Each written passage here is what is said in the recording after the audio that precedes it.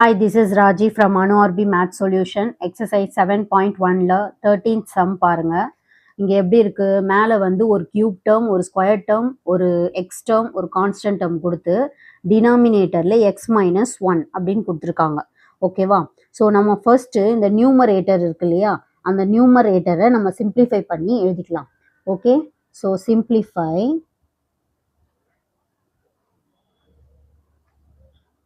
simplify the fraction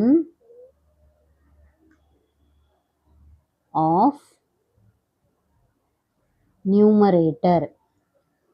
okay, numerator only. So நான் என்ன பண்ணுறேன், அந்த ஃப்ராக்ஷனை சிம்பிளிஃபை பண்ண போகிறேன், நியூமரேட்டரில் இருக்கிறத மட்டும். ஸோ அதுக்காக இந்த நியூமரேட்டரில் இருக்கிறத அப்படியே எழுதிக்கிறேன். ஓகேவா? நெக்ஸ்ட் ஸ்டெப்பு, இதுலேருந்து இந்த ரெண்டுத்துக்கும் பாருங்கள். ஸோ எக்ஸ் ஸ்கொயர் காமனாக எடுக்கலாம். எக்ஸ் ஸ்கொயரை காமனாக எடுத்தோம் அப்படின்னா இங்கே ஒரு எக்ஸு ஒரு -1 வந்துடும்.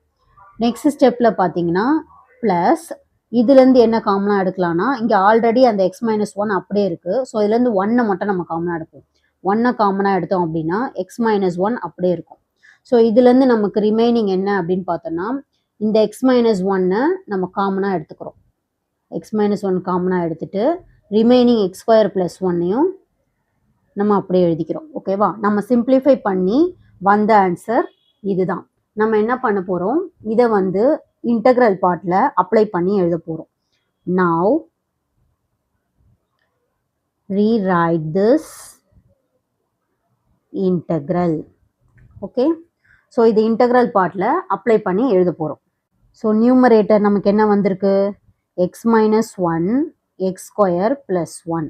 கீழே ஆல்ரெடி கொஷினில் ஒரு x-1 இருக்குது, dx இருக்குது. ஓகேவா? இப்போது பார்த்தீங்கன்னா x-1 x-1 மேலே ஒன்று கீழே ஒன்று இருக்குது. இப்போ என்ன பண்ணுறோம், இது ரெண்டுத்தையும் கேன்சல் பண்ணிட்டோன்னா நமக்கு இன்டகிரேஷன் பார்ட்டு இவ்வளோ தான் நமக்கு ரிமைனிங் கிடைக்கும். ஸோ இதை மட்டும் நம்ம இன்டகிரேட் பண்ணால் போதும். ஸோ இப்போ எதாவது பண்ணிக்கிறோன்னா இதை ஸ்ப்ளிட் பண்ணிக்கிறோம்.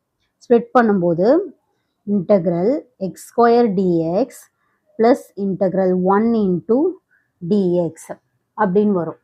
நெக்ஸ்ட்டு ஃபார்முலாவை நான் இங்கே எழுதிக்கிறேன். ஸோ இந்த ஃபார்முலா இதுக்கு யூஸ் ஆகும். நம்ம ஒரு வாட்டி சம் போடும்போதும் எக்ஸாமில் ஒரு சம்முக்குமே அங்கே என்ன ஃபார்முலா யூஸ் ஆகுதுன்றத நம்ம எழுதி தான் எக்ஸ்பிளைன் பண்ணணும். அப்போ தான் ஃபார்முலாவுக்கும் மார்க் போடுவாங்க. ஓகேவா? ஸோ இப்போ இந்த x² இந்த x⁴n ஃபார்முலாவில் அப்ளை பண்ணியிருக்கேன். ப்ளஸ் 1 × இன்டகிரேட் dx இன்டகிரேட் பண்ண என்ன வரும், x வரும். வெளியில் ஒரு 1 இருக்குது. ஸோ இதை அப்படியே போட்டிருக்கேன். Plus C.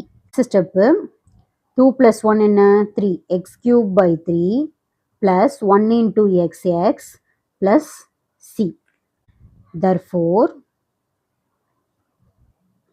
answer integral x³ - x² + x-1 divided by x-1 × dx equal to x³ / 3 + x + c. This is the final answer.